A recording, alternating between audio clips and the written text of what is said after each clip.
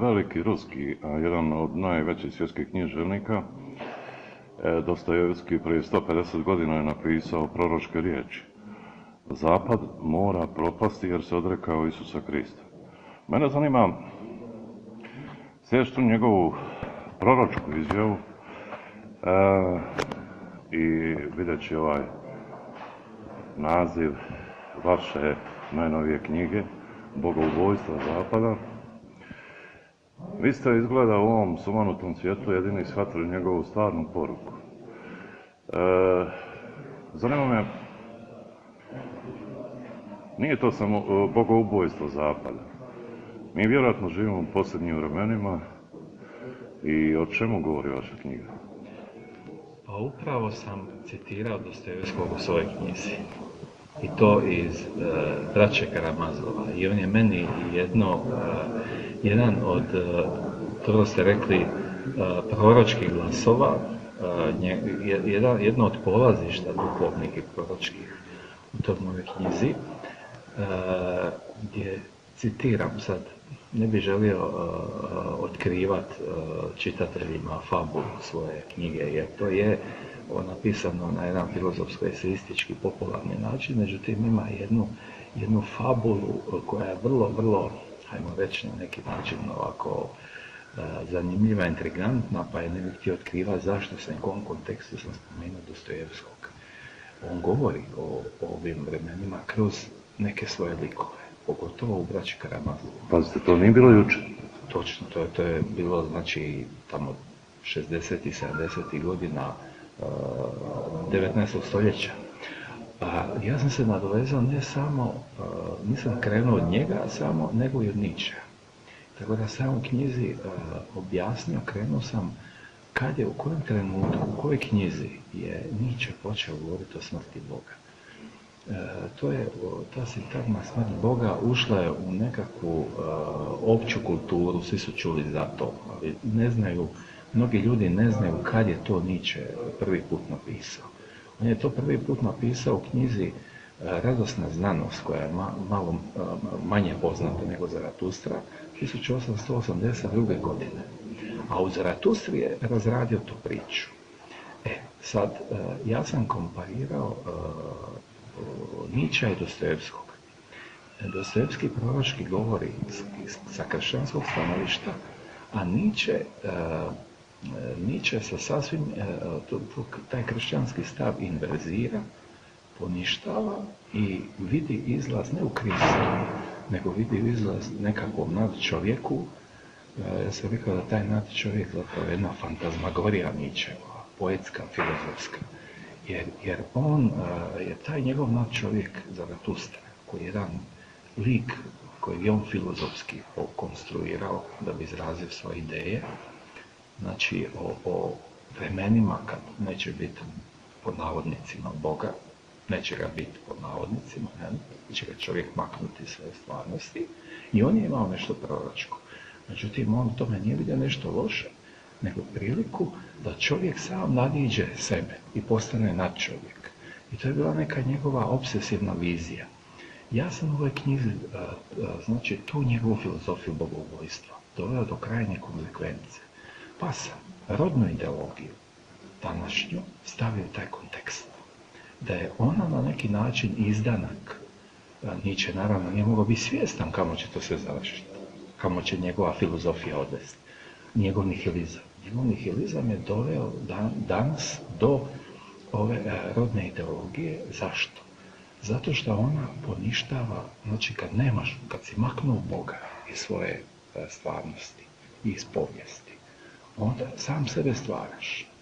Znači, ideolozi, rodne ideologije, rodne revolucije, oni smatraju da čovjek sad sam sebe stvara. Znači, svoj identitet, izmišljaju nove rodove, potpuno su unijeli pomutnju među spolovima. Znači, za njih ne postoji više dva roda i dva spola, nego postoje mnoštvo rodova koji su društveno uvjetovani. I oni mijenjaju strukturu i antropologiju čovjeka. Tako da konsekvence Nietzscheove filozofije su nevjerojatno do čega je to dovelo. Ja sam to u knjizi dokazao, eksplicirao iz sve teze. Sad netko može s tim polemizirati i neću ulaziti u detalje kako, što i gdje. Ja sam samo iznio nekakav opći okvir, a ne ulazim u to da osobno nekog napadam. Znači, ja polemiziram sa ideologijom rodnom koja je prerasla u novi kult. To je kult našeg modernog vremena. Gotovo čak kao neka pseudo-religija koja se nameće čovječanstvu, većini ljudi. A Dostojevski je u jednom smislu tu dekadenciju Zapada on je naslutio. Ne u ovom sad konkretnom smislu rodne ideologije. Čak niko nije to mogao shvatiti. Tadašnje vrijeme ni kamo će to odvesti, dokle će doći danas čovječanstvo, do koje pomutnje zapravo. Antropološke pomutnje. Tako da, ali u općem duhovnom smislu, metafizičkom, Dostojevski je shvatio da Zapad jednostavno u svom nihilizmu tone. Zanima me, živimo li mi u posljednjem vremenu? Po vama? To je pitanje, to je sad teško pitanje. Mnogi autori kršćanski se bave tim pitanjem i pisali su knjige, recimo Michael O'Brien je isto tako mu je naslov i njegove rasprave knjige ja kroz ovu svoju knjigu sada, Bogobojstvo Zapada, naslanjam se na onu svoju knjigu Novo doba poganstva, koju sam Verbum izdao 4. izmijenjeno i dobljeno izdanje. I ja tu razvijam jednu svoju filozofiju apokaliptike, kako ja zovem. Znači, eskatološkog promišljanja naše stvarnosti. Jesmo li mi stvarno u posljednjim vremenima? Mnogi znakovi upućuju na to sad. Koliko će to trajati? Koliko ta posljednja vremena traje? Ona možda traje već 2000 godina, ako će trajati još 100 godina, 50, ne znam. Mislim, to možemo samo nagađati, ali da se nešto se događa danas, neki poremećaj koji se nisu nikad u povijesti na ovakav način događali. Kažete mi, sve to u pisanskim knjigama lijepo piše. Izvan crkve nema spasenja.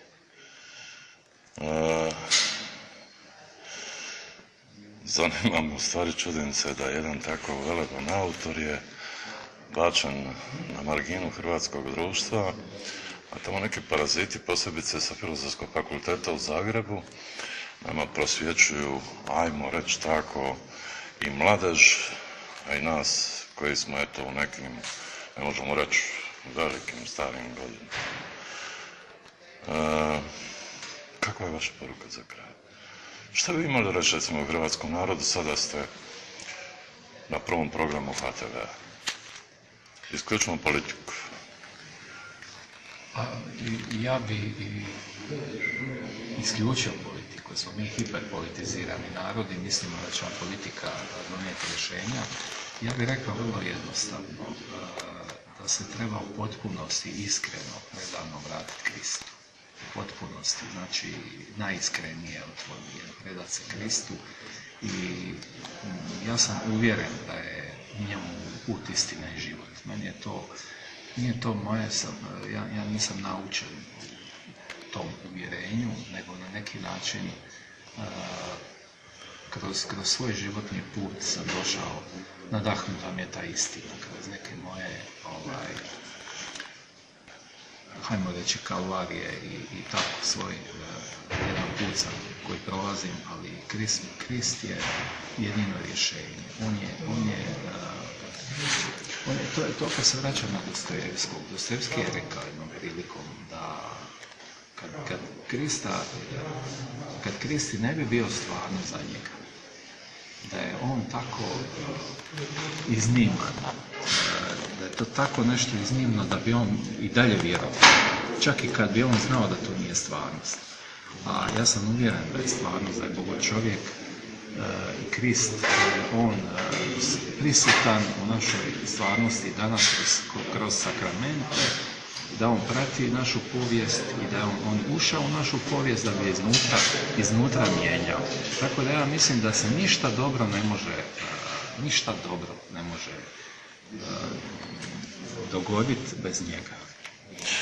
Evo, na samom kraju želit ću vam svako Božje dobro i u životu i u sljedećem radu.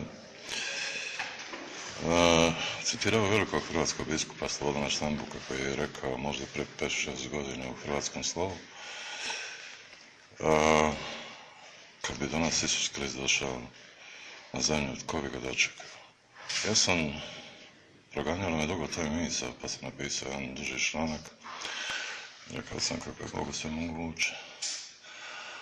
Sad vi se možete složiti sa mnom ili ne složiti. Ja sam rekao, recimo, kad bi se Isus Krist kandidirao za hrvatskog predsjednika, slikovito kazano, u današnjem hrvatskom vjerujem da ne bi prikupio ni 10.000 potrebitih potpisa. Je li ovaj narod izgubio vjeru? Pa kad bismo usporedili sa zapadnim svijetom, zapadnoeuropskim zemljama, bismo mi još dobro stojili. Ja mislim da u ovom narodu ipak jedna jezgra ljudi koji se sačuvali. Ja sam se uvjerio u to. Upoznao sam dosta takvih ljudi. Tako da nismo mi, možda je jedan širi dio se na neki način razvodniji od duhovnog, ali jedna jezgra postoji. Samo je treba okupiti. Dobro. Evo, na kraju ja vam zbilja još jednom se zahvaljujem. Želim vam svako Božje dobro. I posebice vam dugujem zahvalno što vjerno i odano služite Katoličkoj crkvi i hrvatskom narodu. Hvala i vama. Svako dobro.